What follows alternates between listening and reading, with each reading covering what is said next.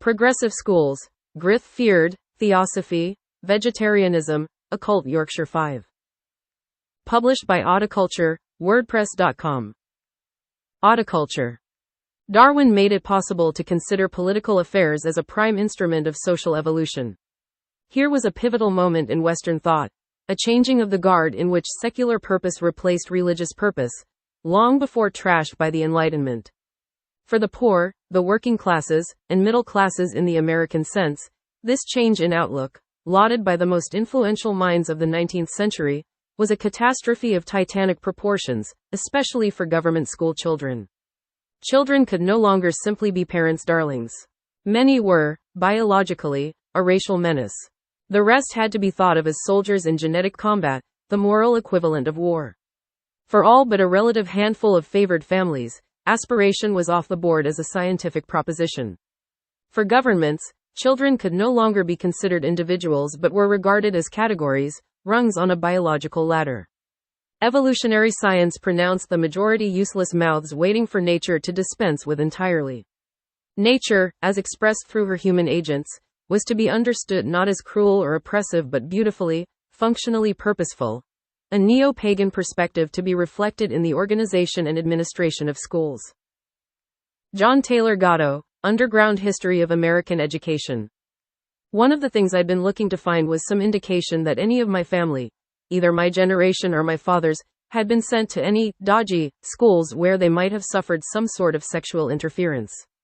I knew that my father, and his siblings, had been sent to various Quaker boarding schools from a very early age, Fairhaven Home School in Goathland, in the middle of the Yorkshire Moors, Keswick Grammar School, Bootham School, and the Mount School.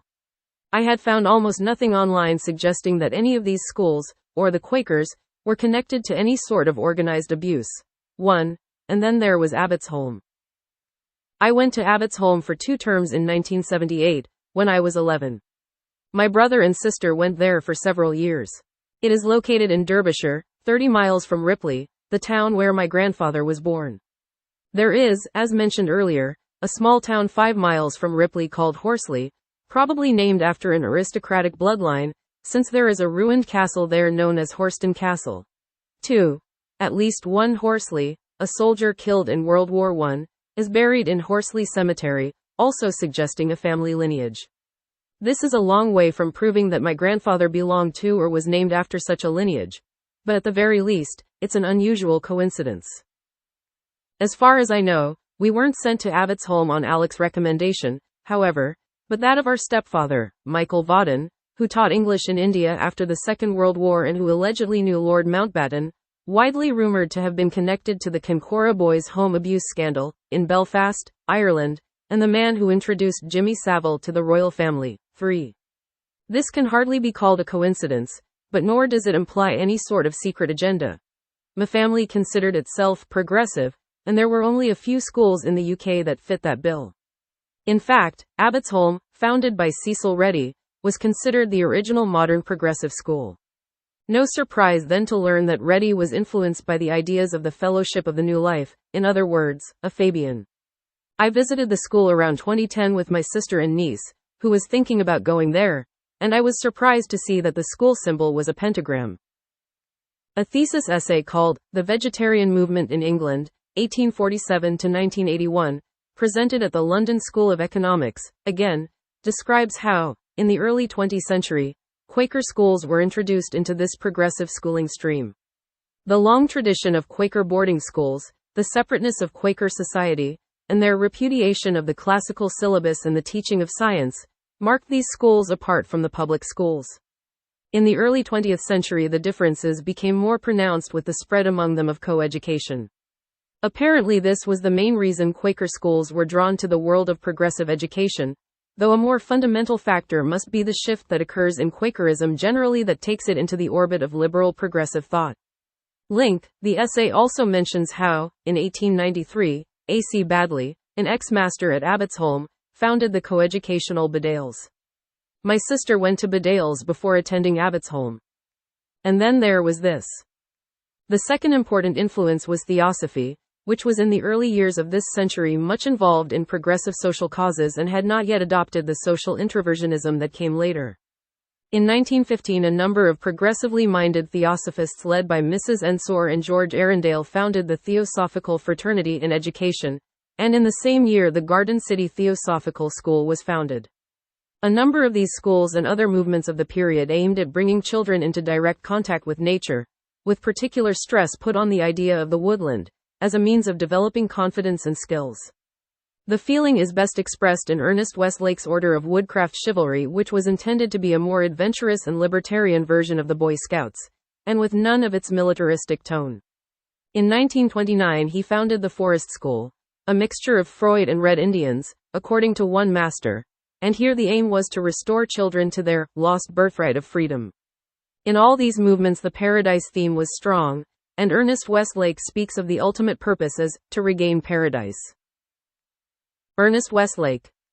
Fabianism, Quakers, Wicca, Theosophy, children's education, a return to nature, sexual freedom, all tied together in the school which I and my siblings had ended up at.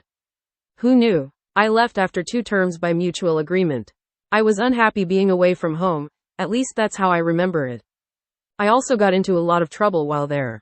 I don't remember anything especially strange about the teachers or the education methods, but I do have a set of slightly anomalous memories from my short time there. I remember being woken up in the middle of the night by 2 or more boys pouring water into my ear. The explanation they gave was that it was a method for inducing trance, one they had heard or read about somewhere. I also remember how there was a practice going around of hyperventilating and then having another boy pick you up by the torso and squeeze you. It was meant to be a means to enter into an altered state of consciousness. As far as I know, neither of these peculiar techniques worked on me. Lastly, and most curiously of all, I have a seemingly inexplicable memory of running around in a field with all the boys from my dorm room, in the middle of the night, holding sheets over our heads. I have never been able to make sense out of this strange quasi-memory. One other thing, perhaps unrelated. A few years ago I was reading a small collection of letters I wrote home from that period. In one of them I described seeing a UFO. Moving on. Directly connected to this Fabian Quaker Theosophical Vegetarian Progressive Schooling Plan was a radical alternative educational movement started in England during the 1930s, called Grith Fyrd. Grith Fyrd, Peace Army, in Old English, was founded, surprise surprise, by members of the Order of Woodcraft Chivalry, and began with 2 permanent work camps, one at Godshill, in Hampshire, the other at Shining Cliff in Derbyshire, 5 miles from Ripley. Grith Fyrd took in unemployed men and tried to use them as a basis for creating a land-based community. The movement's vision represented a mixture of socialism, cooperativism, eugenics and anti-urbanism, was strongly internationalist, but had particularly close contacts with the German youth movement.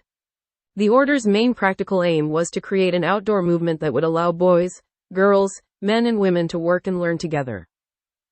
The Grith Fyrd campers, or pioneers, were a mixture of young unemployed men, who were able to continue to draw benefit, and idealists who mostly came from middle-class backgrounds. The pioneers built the camp buildings and furniture themselves, and produced their own food. Aldous Huxley wrote in the Sunday Chronicle that the Godshill camp was almost a replica of an American backwoods settlement of a century ago. For Huxley, the primitive conditions were an admirable counterblow against the standardization of modern urban, industrial society. Link. Grith Fyrd was never a large movement. Camps consisted of between 30 and 50 inmates apiece, and it had effectively died out as a living experiment by the late 1930s. A handful of veterans organized in the late 1940s to plan the Braziers Park community, which brings us full circle. Before setting up the School of Integrative Social Research, Norman Gleister had been involved in the Grith Fyrd barter for work system. The school, which also functioned as a commune, aimed to explore the dynamics of people living in groups, to develop better methods of interpersonal communication and to find new ways of combining knowledge to make it more meaningful. Link. After 1937, the year Northern Dairies was founded, Grith Fyrd members went on to found the Q Camp movement. Q stood for Quest, which ran outdoor camp communities for troubled young men, and in turn influenced later outdoor education approaches to young offenders. It also had an influence on adult education, mainly through the Braziers community, where Glyn Faithfull and others ran what was effectively an adult residential college, and brought up his daughter, Marianne. It had an influence on psychoanalytic approaches to the management of therapeutic communities. Finally, it was part of a wider network of people and institutions who have tried to develop sustainable communities and peaceful living between the wars, and therefore has a place in the history of British environmentalism. Link. Just like many of the Fabian ideas about progressive education, free sexuality, and consciousness expansion, Grith Fyrd was very much an early expression of what would, 30 years later, become known as the counterculture. Its heyday was in the 1930s, before the idea of camping out became tainted by associations with fascism and youth movements associated with Hitler Youth. During that period, its history was littered with characters one might fairly describe as crackpots.